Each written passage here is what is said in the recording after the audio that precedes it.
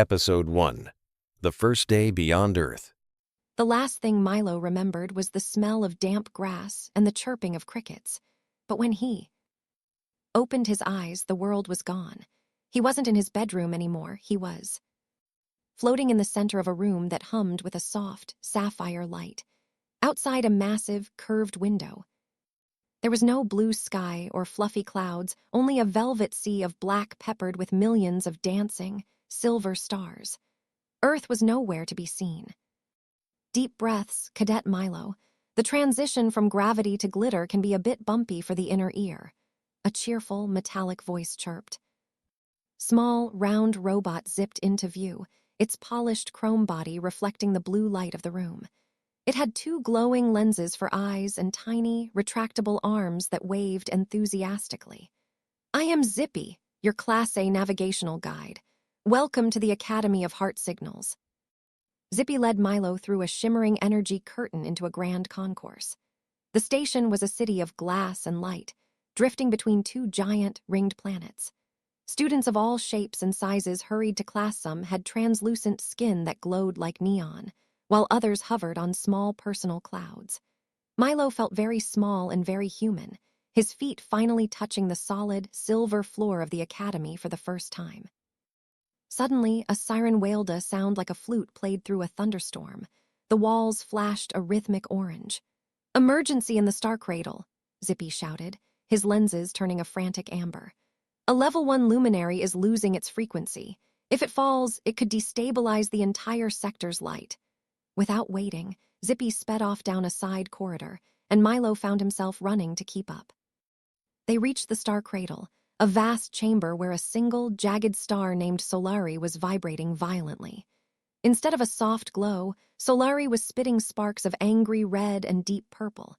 It was sinking toward the floor, its heat scorching the air. High-tech containment fields were humming, but they couldn't seem to hold the star's erratic energy. Energy. Solari looked less like a sun and more like a frightened, cornered animal.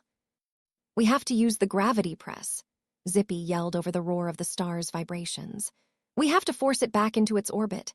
But as Milo looked at Solari, he didn't see a cosmic threat. He saw the way the star shivered, the way its light fractured like a broken mirror. It reminded him of how he felt when he first woke up in the blue room, lost, far from home and terrified. Milo ignored the control panel. He stepped past the safety line, feeling the intense heat prickle his skin. He didn't reach for a tool or a weapon. Instead, he sat down on the floor a few feet away from the thrashing star. "It's okay," Milo said, his voice quiet but steady. "I know it's loud here. I know it's different. I'm new here, too. You're not alone, Solari." He began to talk about the things he missed: the sound of rain on a tin roof, the smell of toast, and the way the sun felt on a Saturday afternoon. As he spoke, the angry red sparks began to fade. Solari stopped vibrating. The star began to change from a sharp, jagged shape into a smooth, glowing sphere of soft gold. It floated upward, drifting toward Milo until it gently tapped his forehead with a warmth that felt like a hug. "Kindness is a frequency, Milo," Zippy said, his metallic voice sounding almost proud. "In this academy, it's often the strongest power you have. You've passed your first lesson." Milo looked out the window again. The stars didn't look like distant, cold objects anymore. They looked like friends. He adjusted his new academy tunic, a small smile on his face. He was ready for whatever the next lesson would bring. Episode 2. The Class of Emotions. The star skipper drifted toward a building that looked like a giant, translucent bubble floating in the center of a purple nebula. "The Academy of Heart Signals," Zippy announced, his 3 eyes widening with excitement. Milo adjusted his flight suit, feeling a flutter of nerves in his stomach. They weren't here to find a treasure or fix a machine. They were here to learn how things felt. Inside, the classroom was unlike any Milo had seen on Earth. There were no desks or chalkboards. Instead, the room was filled with floating shapes that hummed and drifted. A small blue cloud hovered in the corner, drizzling tiny droplets into a silver bucket. Every time it let out a soft sob, the cloud turned a deeper shade of indigo. Milo reached out a hand, but the cloud drifted away, leaving a cold mist on his fingers. On the other side of the room, a bright yellow light was bouncing off the walls like a rubber ball. It let out a sound like tinkling bells and a high-pitched giggle every time it hit a surface. Zippy tried to catch it, but the light zipped through his fingers, leaving a trail of glittery dust behind. It was joy, and it was far too fast to hold onto for long. But then Milo noticed a shape in the center of the room that made him feel uneasy. It was a jagged red ball, about the size of a soccer ball, and it was shaking violently. It didn't giggle or weep, it growled. Every time it vibrated, it grew spikes that poked out like angry needles.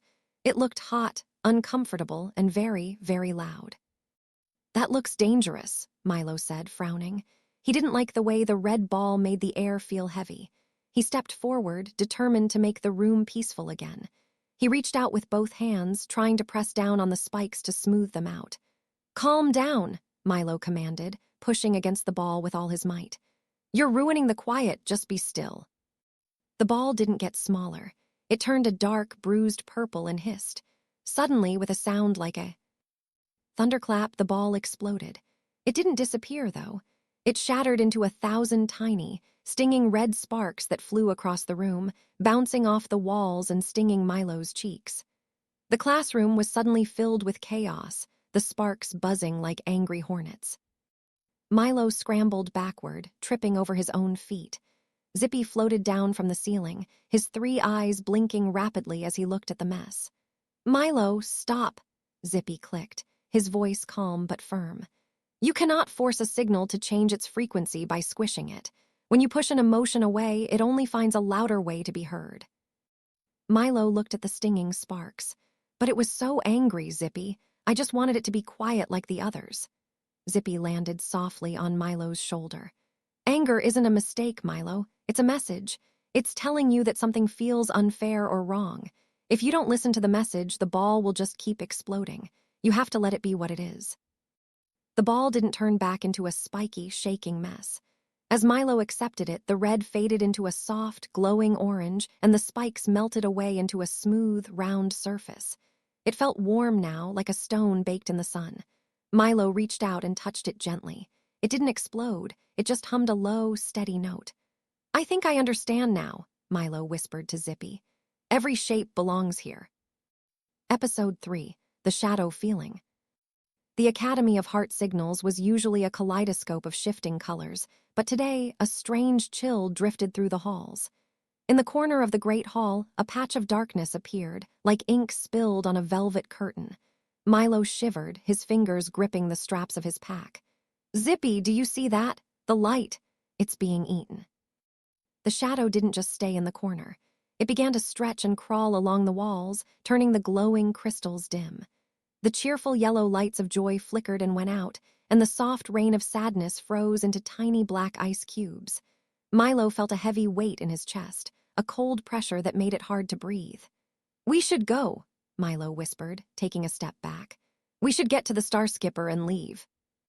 Every step Milo took backward, the shadow seemed to leap forward. It wasn't a jagged red ball like anger or a blue cloud like sadness. It was a formless, shifting mass that felt like the deepest part of the ocean at night. It hummed with a low, vibrating frequency that made Milo's teeth ache. "It's following us," Milo cried, his voice echoing in the darkening hall. Milo dove behind a large, translucent pillar, his heart hammering against his ribs like a trapped bird. He squeezed his eyes shut, hoping that if he couldn't see the shadow, it wouldn't be able to find him. But the cold followed him. The air around the pillar turned icy, and the floor beneath his boots felt like it was vanishing into a bottomless pit. Zippy didn't hide. He floated right in front of the darkness, his silhouette standing out against the gloom. "Milo, opening the door won't help you escape this one," Zippy called out. Milo peeked one eye open. "Why not? It's a monster, Zippy. It's going to swallow the whole academy." Zippy shook his head slowly. "It's not a monster. It's a signal of the unseen. It's the fear you've been trying to outrun since we arrived." The shadow swelled, filling the entire corridor and blocking the path to the hangar where their ship was parked. It didn't have teeth or claws, but it felt immense, like a mountain made of what-ifs. "The more you turn your back on it, the bigger its shadow grows," Zippy explained. "Fear is a signal that tells you to be careful, but when you ignore it, it turns into a storm to get your attention." Milo looked at the exit, then at the darkness. He felt smaller than he ever had in his flight suit. His stomach felt like it was full of lead.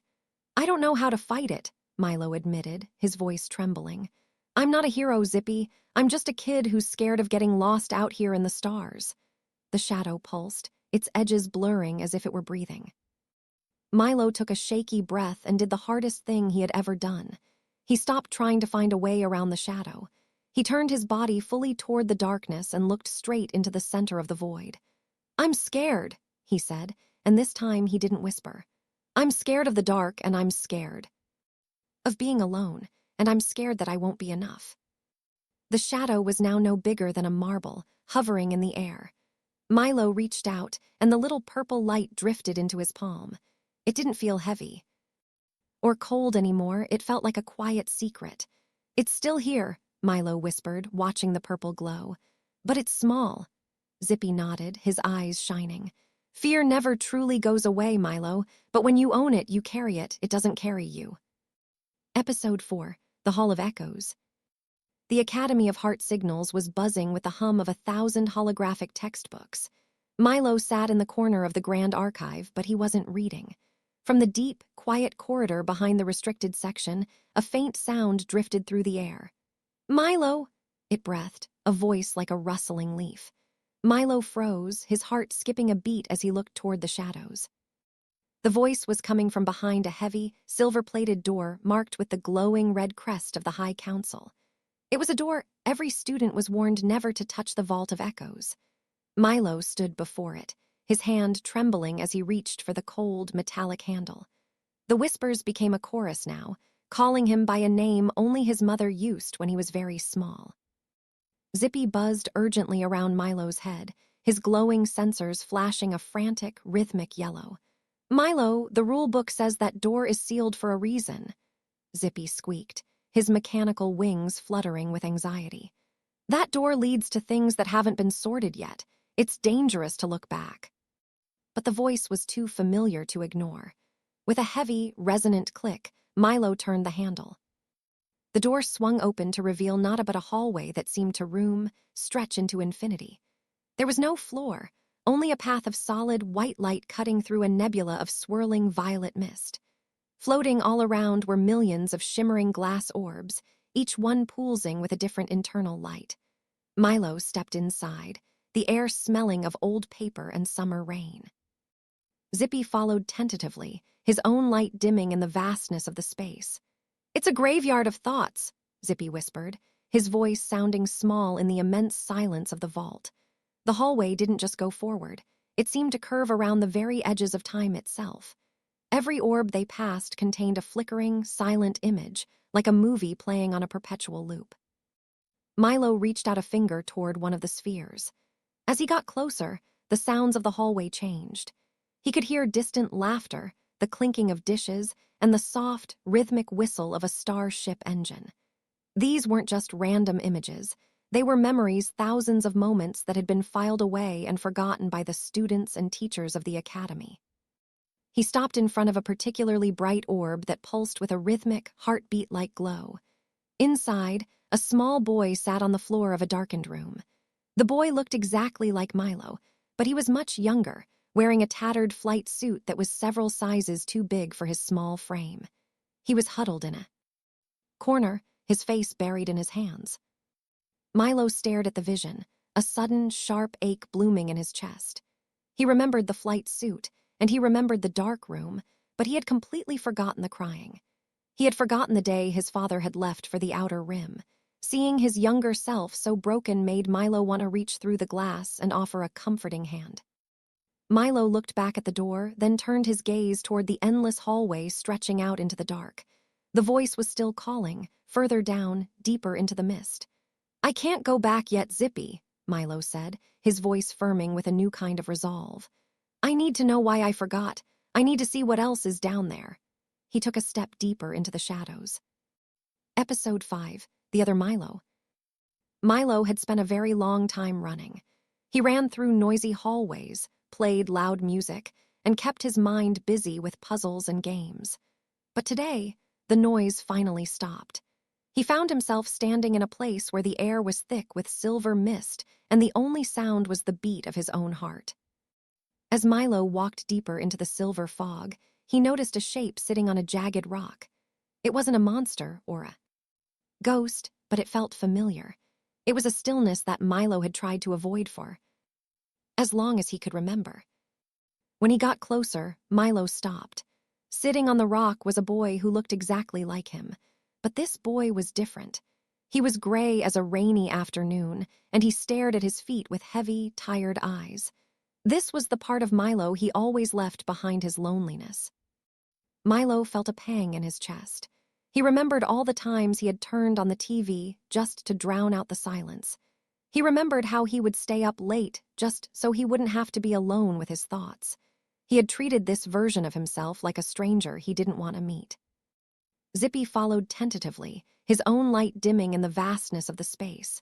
"It's a graveyard of thoughts," Zippy whispered, his voice sounding small in the immense silence of the vault. The hallway didn't just go forward. It seemed to curve around the very edges of time itself.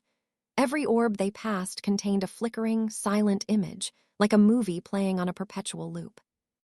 Milo reached out a finger toward one of the spheres. As he got closer, the sounds of the hallway changed. He could hear distant laughter, the clinking of dishes, and the soft, rhythmic whistle of a starship engine.